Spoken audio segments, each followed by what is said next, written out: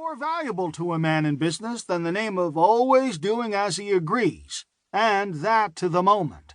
A strict adherence to this rule gives the man the command of half the spare funds within the range of his acquaintances, and always encircles him with a host of friends who may be depended upon in almost any conceivable emergency.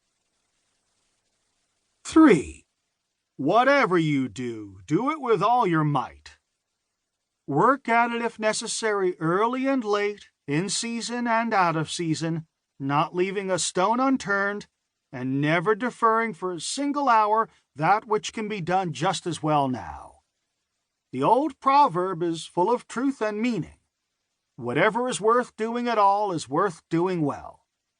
Many a man acquires a fortune by doing his business thoroughly, while his neighbor remains poor for life because he only half does his business. Ambition, energy, industry, perseverance are indispensable requisites for success in business. 4. Sobriety.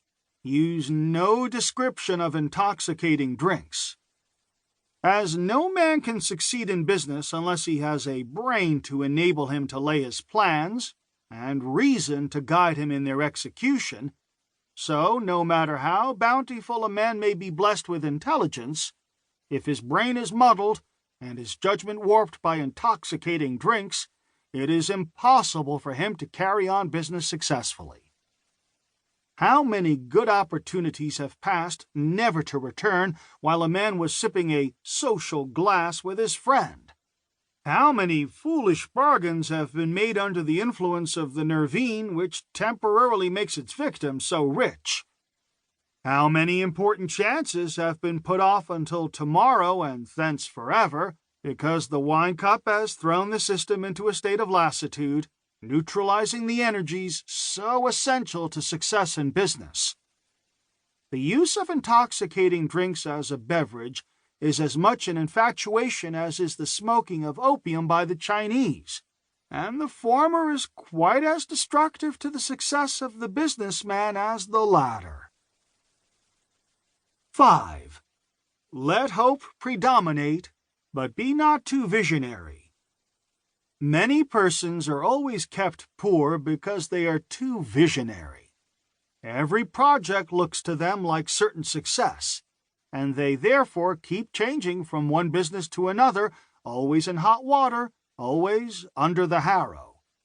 The plan of counting the chickens before they are hatched is an error of ancient date, but it does not seem to improve by age.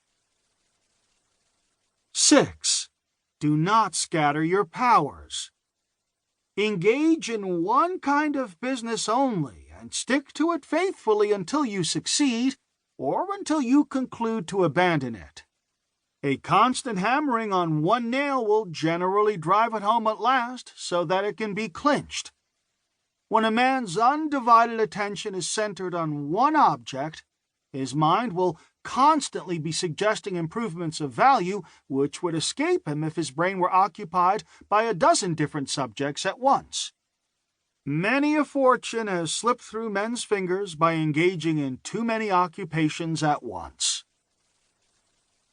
7. Engage proper employees. Never employ a man of bad habits when one whose habits are good can be found to fill his situation. I have generally been extremely fortunate in having faithful and competent persons to fill the responsible situations in my business, and a man can scarcely be too grateful for such a blessing. When you find a man unfit to fill his station, either from incapacity or peculiarity of character or disposition, dispense with his services, and do not drag out a miserable existence in the vain attempt to change his nature. It is utterly impossible to do so. You cannot make a silk purse, etc. He was created for some other sphere. Let him find and fill it. 8. Advertise your business. Do not hide your light under a bushel. Whatever your occupation or calling may be, if it needs support from the public, Advertise it thoroughly and efficiently.